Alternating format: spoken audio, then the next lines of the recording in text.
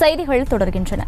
இத்தனை வருடமாக தொகுதி பக்கமே எட்டி பார்க்காத டிடிவி தினகரன் கொள்ளையடித்த பணத்தை கொடுத்து ஓட்டு வாங்க நினைக்கிறார் என்ற முன்னாள் அமைச்சர் RB உதயகுமார் பதவி வெறியில் பேராசை பிடித்து OPS பாஜக கூட்டணியில் போட்டியிடுவதாக கூறியதோடு தேனிக்கே ஒன்றும் செய்யாத OPS ராமநாதபுரத்திற்கு மட்டும் என்ன செய்ய போகிறார் என கேள்வி எழுப்பினார்.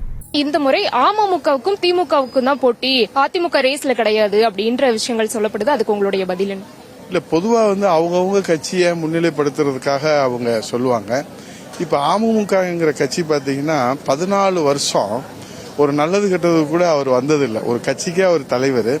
இந்த தேனி மாவட்டம் தான் அவரை அடையாளப்படுத்தின மாவட்டம். அவர் பாராளுமன்றத்தில் வெற்றியும் பெற்றிருக்கிறாரு, பாராளுமன்றத்தில் தோத்தும் போயிருக்கிறார். அப்ப அம்மா மேலவை உறுப்பினர் கொடுத்தாங்க.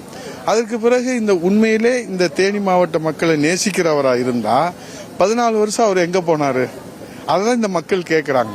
அவர் இன்னைக்கு வர்றது தன் மீது இருக்கிற வழக்கிலிருந்து தன்னை விடுவித்துக் கொண்டு, ஃபெரா போன்ற வழக்கிலிருந்து தன்னை விடுவித்துக் கொண்டு தன்னை காப்பாற்றிக் கொள்வதற்காக வந்திருக்கிறார் தவிர இந்த தேனி மாவட்ட மக்களை காப்பாற்றுவதற்காக அல்ல.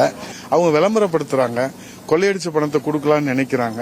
அது இந்த களத்துல நிறைவேறாது. இரட்டையில வெற்றி பெறும், மலரும். அதே போல தங்கத்தமிழ் செல்வனும் இன்னைக்கு ரெட்டலையில 3 முறை சட்டமன்ற உறுப்பினர் இருந்தாரு. நாடாளுமன்றத்தில் அவர் பல முறை போட்டியிட்டாரு.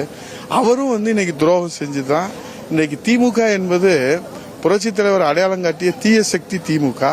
அந்த ரத்தத்தில் இப்ப அதிமுக தொண்டன், உண்மையான தொண்டன் எல்லாருமே திமுகவை எதிர்க்கணும், திமுகவை அப்புறப்படுத்தணும், அழிக்கணும். ஆனா அதிலே போய் அடைக்கலம் ஆயிருக்கிறாருன்னு சொன்னா அதை இந்த மக்கள் ஏத்துக்கிற மாட்டாங்க. இது புண்ணிய பூமி, இரட்டை இலை பூமி. நாராயணசாமி வெற்றி என்பது உறுதி செய்யப்பட்டிருக்கு.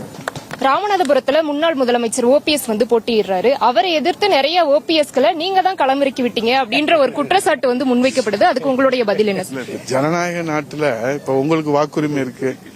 நீங்க எந்த தொகுதியில வேணாலும் போய் நிக்கலாம். இது இந்திய அரசியலமைப்பு சட்டத்துல நம்ம கொடுக்கப்பட்ட அடிப்படை உரிமை.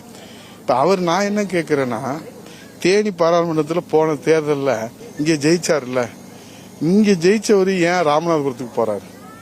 சரி, அப்படியே ராமநாதபுரத்துக்கு போனாலும் அவரை முதலமைச்சர் ஆக்குனது யாரு?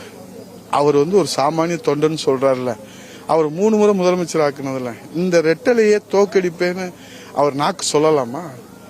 அவர் செய்த பச்சை துரோகம்.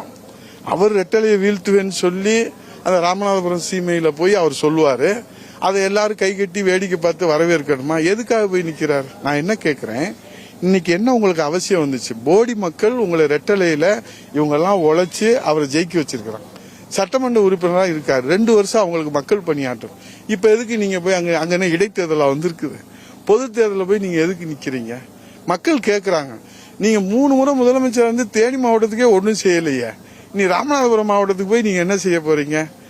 இப்ப அவரு நிக்கிறதுக்கு என்ன நியாயம் கற்பிக்கிறாருன்னு சொல்லுங்க. நான் சுயேட்சை நிக்க தள்ளப்பட்டேன்னாரு. யாரு உங்களை தள்ளினா? யாரு உங்களை கட்டாயப்படுத்தினா?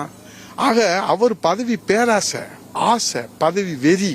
பதவி இல்லாம அவரால் இருக்க முடியாது. அதனால இன்னைக்கு அவர் கண்டதெல்லாம் பேசுறாரு, அது வாய்க்கு வந்ததெல்லாம் பேசுறாரு. யாரும் சொல்றதுக்கு அவர் கிடைக்கலனால என்னைய சொல்றாரு. இப்ப நாங்க ஒண்ணுமே செய்ய வேண்டாம். அவர் என்ன மாதிரி படுதோல்வி அடைகிறார் மட்டும் பாருங்க. செய்திகளை உடனுக்குடனும் துல்லியமாகவும் தெரிந்து கொள்ள சப்ஸ்கிரைப் பண்ணுங்க.